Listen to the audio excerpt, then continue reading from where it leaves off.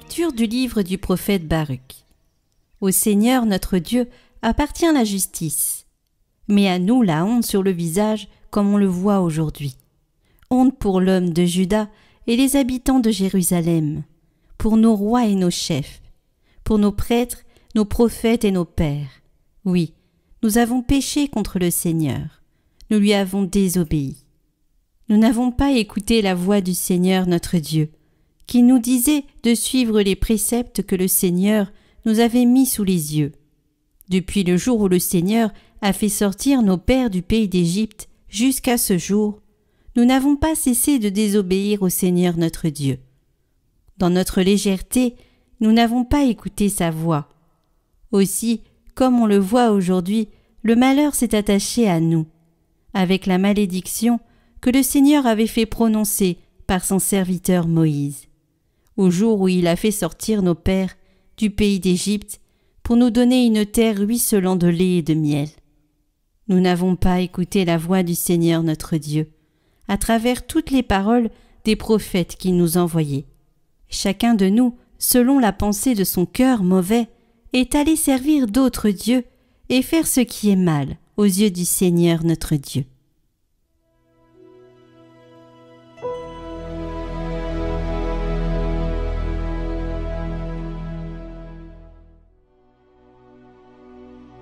Pour la gloire de ton nom, Seigneur, délivre-nous. Dieu, les païens ont envahi ton domaine. Ils ont souillé ton temple sacré et mis Jérusalem en ruine. Ils ont livré les cadavres de tes serviteurs en pâture aux rapaces du ciel et la chair de tes fidèles aux bêtes de la terre. Ils ont versé le sang comme l'eau aux alentours de Jérusalem. Les morts restés sans sépulture. Nous sommes la risée des voisins.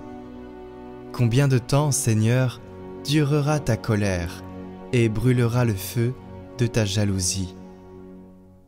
Ne retiens pas contre nous les péchés de nos ancêtres. Que nous vienne bientôt ta tendresse, car nous sommes à bout de force. Aide-nous, Dieu notre Sauveur, délivre-nous, efface nos fautes, pour la cause de ton nom.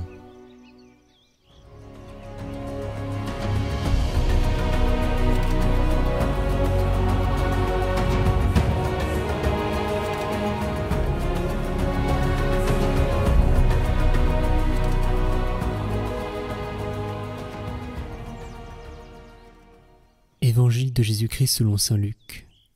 En ce temps-là, Jésus disait : Malheureuse es-tu, Chorazine, malheureuse es-tu, Bethsaïde, car si les miracles qui ont lieu chez vous avaient eu lieu à Tyr et à Sidon, il y a longtemps que leurs habitants auraient fait pénitence avec le sac et la cendre.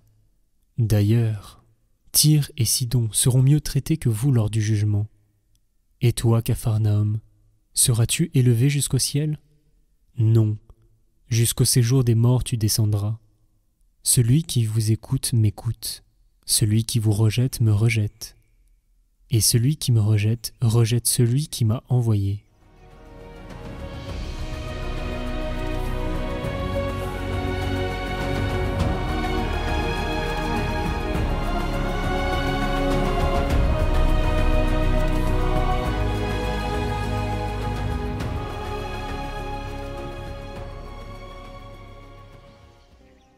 Commentaire de saint Grégoire le Grand.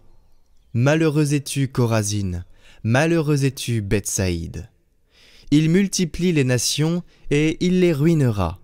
Quand elles sont renversées, il les restaure intégralement. Sans doute peut-on comprendre que le Seigneur multiplie les nations et les ruinera parce qu'il naît chaque jour des êtres destinés à mourir, et qu'il restaurera intégralement les nations renversées parce que ressusciteront ceux qui étaient morts.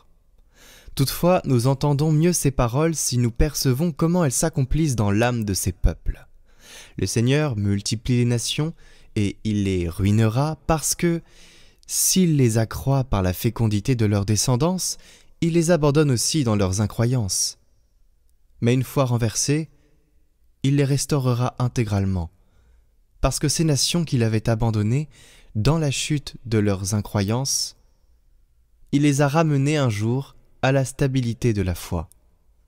Et quand elles ont été restaurées dans leur intégrité spirituelle, le peuple ancien, qui paraissait être fidèle à Dieu, s'est trouvé réprouvé en son cœur et rejeté, au point que, abusé dans l'égarement de sa foi, il s'est alors dressé contre celui qu'il avait d'abord annoncé. Le texte poursuit « Ils tâtonneront comme s'ils étaient dans les ténèbres et non dans la lumière, et il les fera aller à l'aventure comme des hommes ivres. »